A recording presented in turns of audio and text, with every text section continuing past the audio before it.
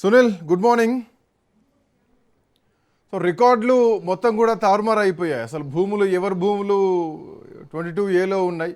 So అసలు ఎవరి పరిస్థితి ఏంది అర్థం కానటువంటి పరిస్థితి. సగటు హైదరాబాద్లో రేపొద్దున పెట్టుబడులు పెట్టాలన్నా, రేపొద్దున ఏమైనా కంపెనీస్ రావాలన్నా కానీ భయపడిపోయేటోటి ఒక బాంబు లాంటి వార్తనే చెప్పాలి ఈ 22 ఏదైతే ఉందో. సో ఈ సారీ వెనకాల పూర్తి 22Aనే ఎత్తేసేటువంటి ప్రమాదం కనిపిస్తోందా? ఒకవేళ ఈ బాధితులంతా ఎవరైతే ఉన్నారో, ఇందులో ఈ ప్రైవేట్ వ్యక్తులు ఎవరైతే ఉన్నారో, సో వాళ్ళ పరిస్థితి ఏంటి? ఇది ఇందాక రామ్మోహన్ రావు గారు అంటున్నారు సర్వే బై సర్వే చేయాలి, లేదంటే అఫ్కోర్స్ యజమానికి నోటీసులు కూడా ఇవ్వలేదు, కేస్ బై కేస్ చేయాలన్నటువంటి మాట కూడా ఆయన మాట్లాడుతున్నారు. అంత టైం ఉందా? ప్రభుత్వం ఎట్లా నిర్ణయం తీసుకోబోతోంది? అసలు అకౌంటబిలిటీ ఎవరు దీనిపైన? ఎస్ శ్రీకాంత్, తెలంగాణ రాష్ట్ర ప్రభుత్వము ఇప్పుడు రాష్ట్ర రాజకీయాలు మొత్తం కూడా ఈ 22A నిషేధిత భూముల జాబితా చుట్టే తిరుగుతుంది. బీఆర్ఎస్ వర్సెస్ కాంగ్రెస్ మాటల యుద్ధాలు కొనసాగుతూనే ఉన్నాయి. మనం చూడొచ్చు, ఇటీవల కాలంలోనే నిషేధిత భూములకు సంబంధించిన అంశంపై కూడా రెవెన్యూ శాఖ మంత్రి పొంగులేటి శ్రీనివాసరెడ్డి మీడియా సమావేశం ఏర్పాటు చేసి ఈ భూములో 22A నిషేధిత భూములకు సంబంధించిన అభ్యంతరాలు ఏ విధంగా వస్తున్నాయి, ఏ విధంగా మిస్టేక్ అయింది, ఏ విధంగా దీన్ని తప్పిదాలని సరిచేయాలి అన్న అన్ని అంశాలు కూడా కులంకషంగా మీడియాకు వివరించారు జరిగింది.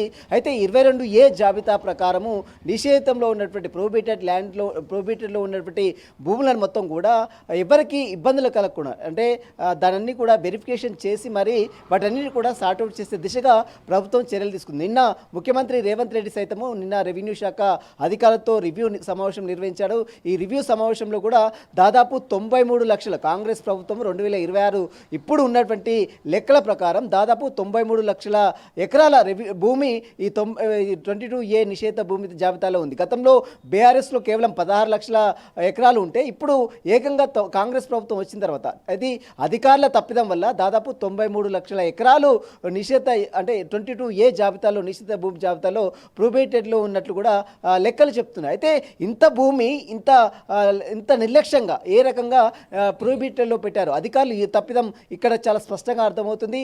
అధికారులు చేసినటువంటి మిస్టేక్ వల్ల ప్రభుత్వం బదనం అవుతుంది, మరోవైపు అటు జనాలు కూడా చాలా సఫర్ అవుతారు. ముఖ్యంగా జనాలు సఫర్ అవుతున్నారు. ఎవరు భూమి ప్రొహిబిటెడ్ లో ఉంది, 22Aలో నిషేధిత జాబితాలో ఎవరిది ఉందని చెప్పేసి వాళ్ళంతా వాళ్ళు స్వయంగా తెలుసుకోవడానికి ప్రభుత్వం యొక్క టోల్ ఫ్రీ నెంబర్ పెట్టింది. ఆ టోల్ ఫ్రీ నెంబర్ కూడా కొంతమంది దగ్గర నుంచి వినిపిస్తుంది ఈరోజు ఉదయం నుంచి కూడా.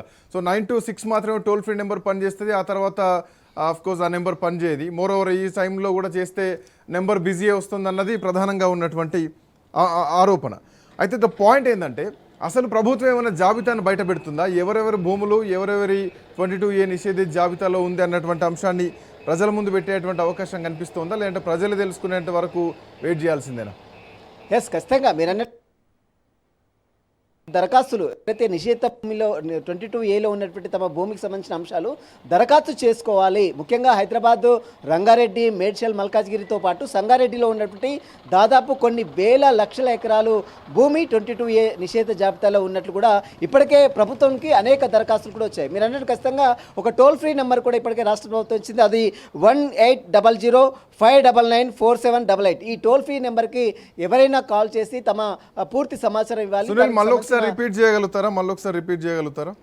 ఎస్, ప్రభుత్వం ఏర్పాటు చేసినటువంటి టోల్ ఫ్రీ నెంబర్ 1800, అదేవిధంగా 599-4788, 1800-599-4788. ఈ నెంబర్కి ఎవరైనా కాల్ చేసినా కూడా పూర్తిగా అన్ని వివరాలు వెల్లడిస్తాం. ఒకవేళ అభ్యంతరాలు స్వీకరిస్తాం. ఫోన్లో అయినా తమ సంబంధించినటువంటి ఏరియా కావచ్చు, లొకేషన్ కావచ్చు, డాక్యుమెంట్స్ కూడా సబ్మిట్ చేస్తే అన్ని వివరాలు కూడా క్షుణ్ణంగా పరిశీలించి ఆ 22A నిషేధ జాబితాలో ఉన్నటువంటి భూమిని ఖచ్చితంగా సరిచేస్తారు. అయితే గతంలో మీరు అన్నట్టు కోర్టులో కొన్ని కేసులు పెండింగ్ కేసులు ఉండడం, ఆ తర్వాత కొన్ని కోర్టులో కేసులు క్లియర్ అయినప్పుడు